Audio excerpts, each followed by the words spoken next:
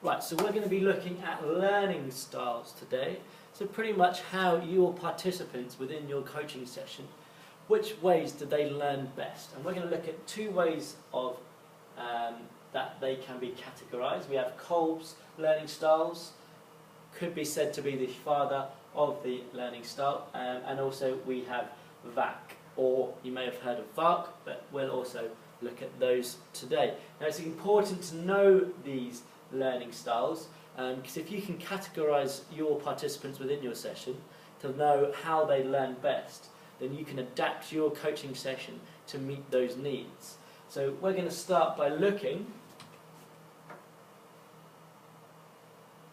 about why they're important. So pretty much what we've already talked about, adapting your teaching methods, and also if your participants can know their styles, they're going to become more independent learners within your sessions. So they're going to ask better questions, they're going to think deeper around the things that you actually coach them on, and hopefully become better either achievers or perform better within your sessions, or become more well-rounded athletes.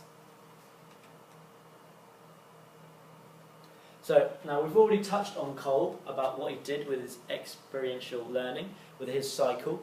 Essentially you do something, you reflect on it, how did that feel, how did that go, was it successful? You then make conclusions. Okay, so maybe if I do this differently, I'll gain more success. Then you come up with a new plan, and then you put it into action.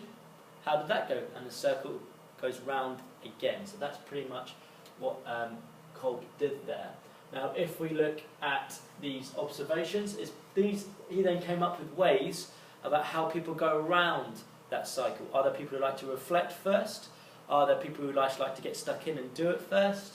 And you'll often find that your learners may be a mixture of these things, or tend to prefer the more kinesthetic side of it, actually getting in there and doing it. And there's actually studies to show that boys do actually prefer this method as opposed to girls. There's a more significant majority of boys which are this method as opposed to girls. But that's something we're going to look at right now. Okay, so these are the 4 styles he came up with, and they all link into that cycle that we talked about. So we have the reflectors over here.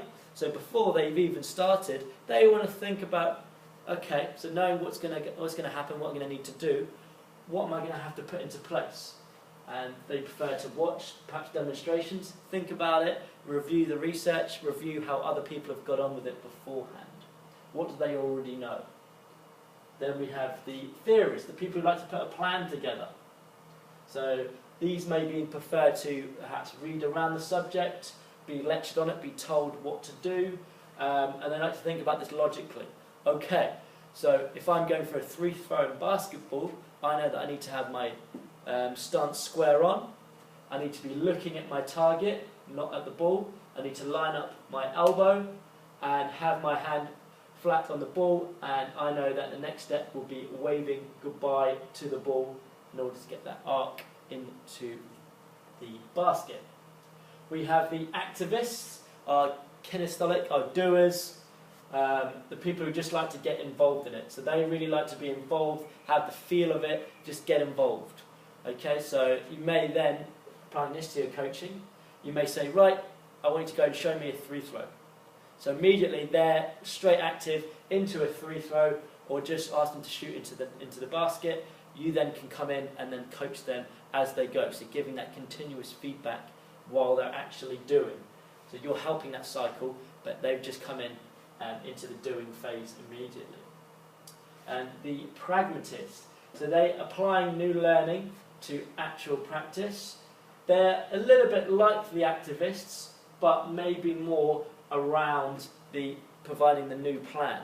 So rather than actually just getting stuck in or reflecting or thinking about it, they want to be putting a new active plan. Okay, so I'm going to be going in, before I go for this basket, I know that I've got to get it with a nice high arc, so it sinks into the basket from a decent height, and that the flight of the ball isn't too flat.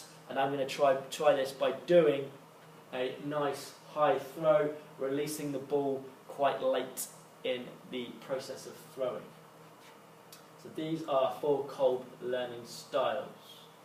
that he put together in 1984.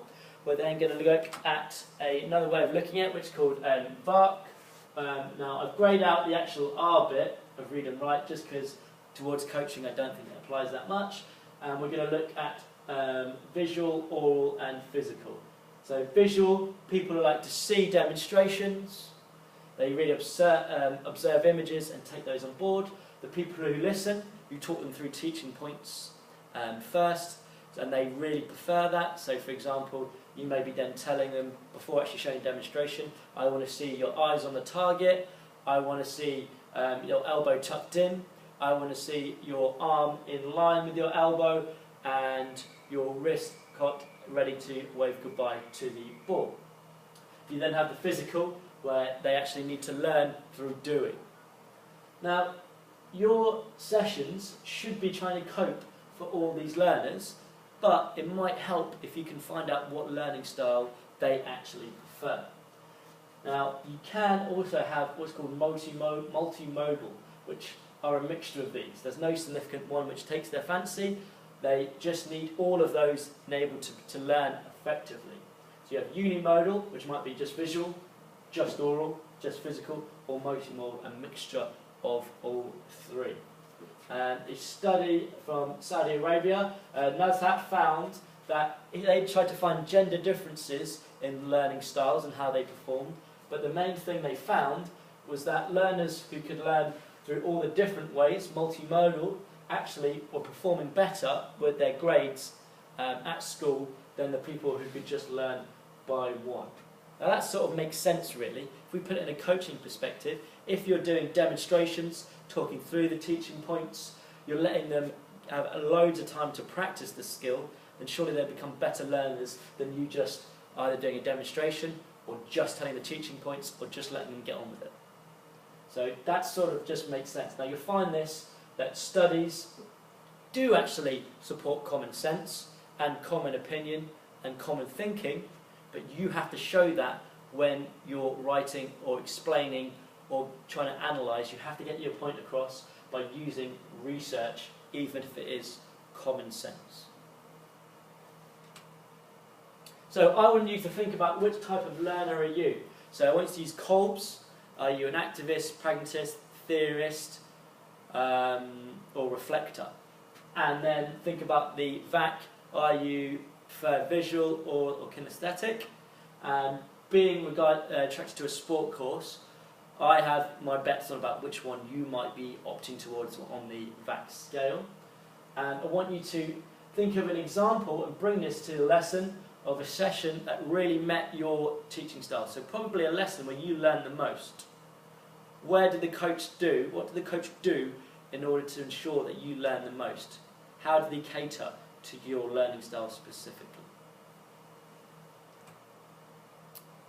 Okay, so now these are just ideas about how you can coach or teach. With visual learners, write it down, get them to write. You could use mini whiteboards within your coaching session.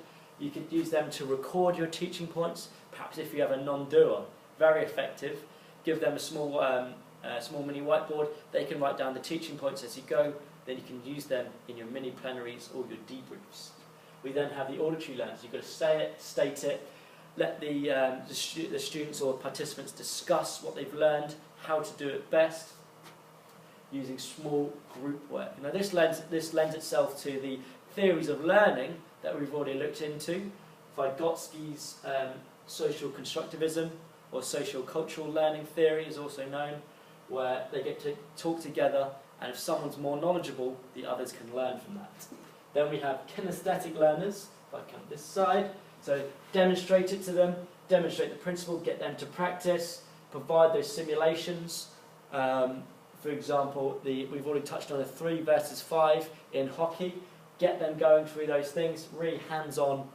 So they're physically involved and they can feel what it feels like to achieve success. What are the certain things they have to put in place in order to achieve success? So those real kinesthetic learners. Now sport, you would think may gravitate towards this one, but you do need the V and the A in order to completely complement. Like we said, the multimodal learners learn best. And there's just some resources there. This is going to be on Moodle, this PowerPoint, so you'll be able to follow these links rather than trying to copy them right down right now. Okay? We've got behavioural learning theory, so Skinner and Pavlov with their dogs and rats. And it's funny how all of education is now based around that. Someone who worked with animals, so very simplistic.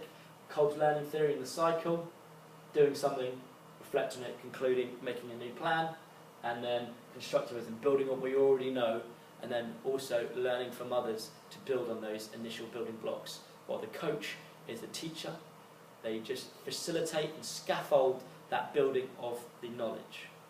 Like we talked about, just gently holding, being there for balance when walking along the beam in gymnastics. Okay, thank you very much. I hope you've enjoyed this and look forward to discussing it in class.